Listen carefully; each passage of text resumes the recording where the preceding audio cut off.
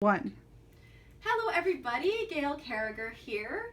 I'm standing here in my office. One of the things I get asked about quite a bit is how many parasols I have. The woman who wrote the Parasol Protectorate, does she really love parasols? And the answer is yes, yes I do. I really love them. So I have you, we're going to take a little tour of my favorite parasols. I have a few more elsewhere, but we'll do the mainstay ones, shall we? First of all, this is one of my very favorite parasols. It has a really big, beautiful shape to it.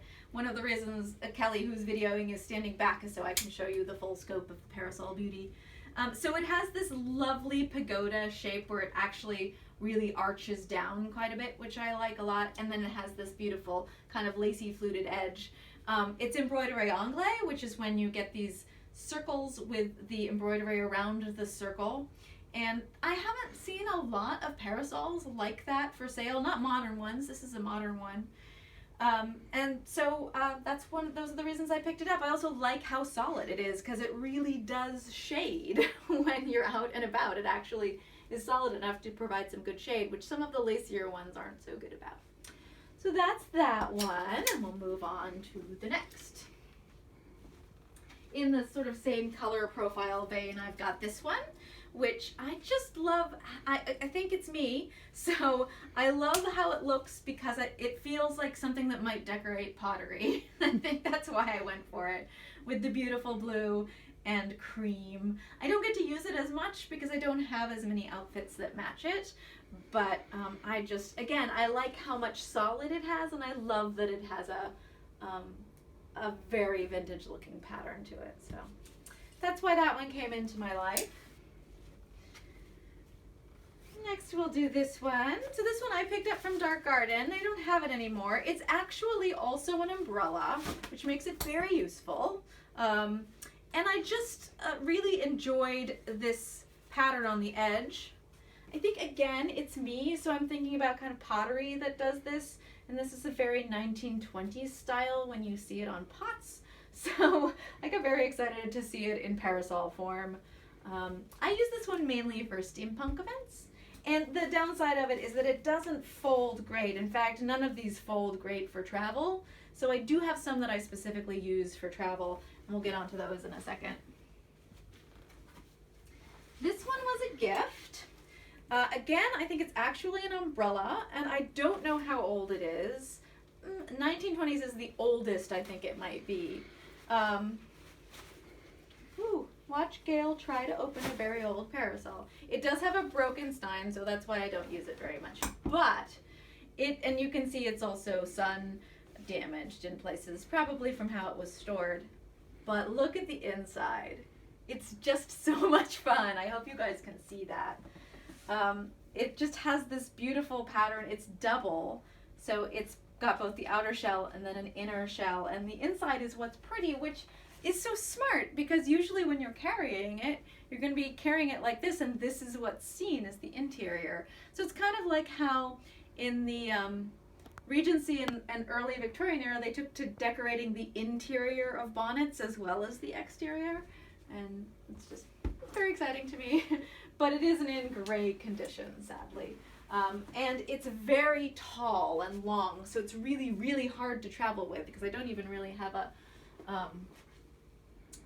suitcase that can hold it. But it does have a really cool handle with the gem in it. So very ostentatious, but I kind of adore it.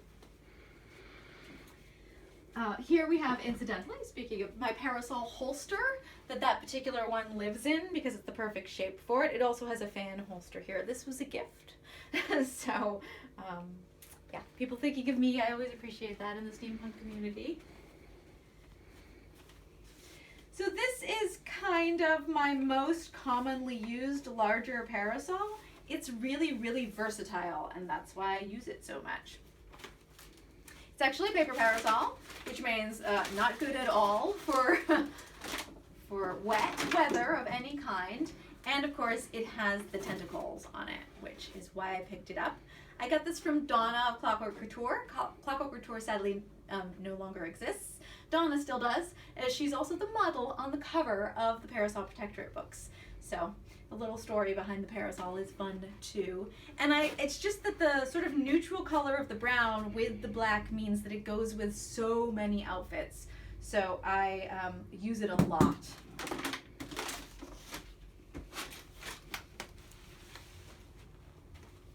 All right, on to the travel parasols. So I was noticing how difficult it was for me to travel with most of the parasols in my collection. So I picked this one up recently. It's from Amazon, but you can see it folds very small, but it actually opens quite big.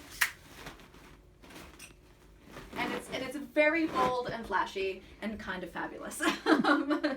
So it's basically gold and sparkly and applique and all good things. And it is a serious sun shield. No heat will get through this. However, because it is a serious sun shield, that's why it has the black on the interior.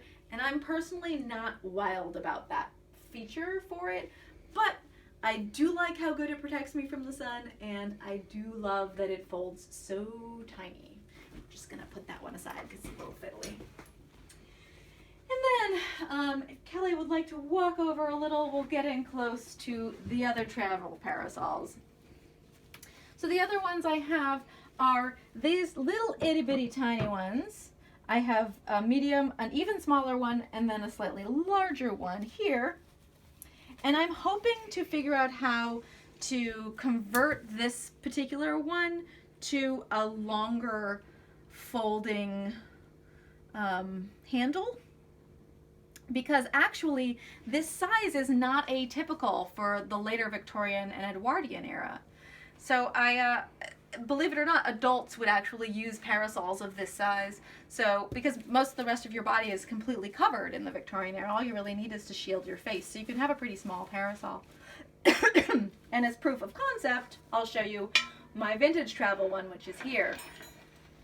So this is my most commonly used parasol, and you'll see me use it a lot. I'm going to stand up to make this easier on Kelly. So this is a parasol holster that I made and decorated, and it's been decorated with gifts that people have given me over the years and buttons. It's made out of a pair of cargo shorts. Oop, there's other things in here for unknown reasons. Oh, that's probably for wet protection for transport. And so here is this. Now I'm thinking this is, excuse me, about 1900 or so.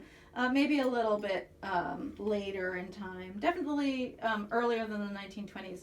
And this is pretty standard for a tiny parasol of the time period. And you can see it's quite small. And here it is. It's in terrible condition, which is one of the reasons I got it for so cheap. It's made of silk. It's double layered, but it is ripping in a lot of places, which is very common for older silk. Well, in fact, that looks like it's a relatively new rip.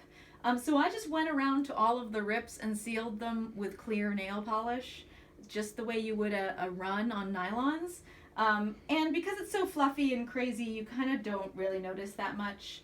And frankly, I really just use this for its purpose. And the coolest thing about it is it's a tilting parasol. The idea being you can shield yourself from the sun no matter how low the sun is to the horizon. And I always love that. So it's both a tilting parasol and a folding parasol. So it the fold also. And therefore it's really, really easy for me to travel with. So that's why you'll see me with this one the most, because it transports so well. And I guess I'm going to leave that out because it looks like it needs some more repairs. Always with maintenance when you're dealing with vintage. And on that note, that was my parasol collection. And I've been Gail Carriger, and we'll talk more about something frizzle-fabulous next time. Bye.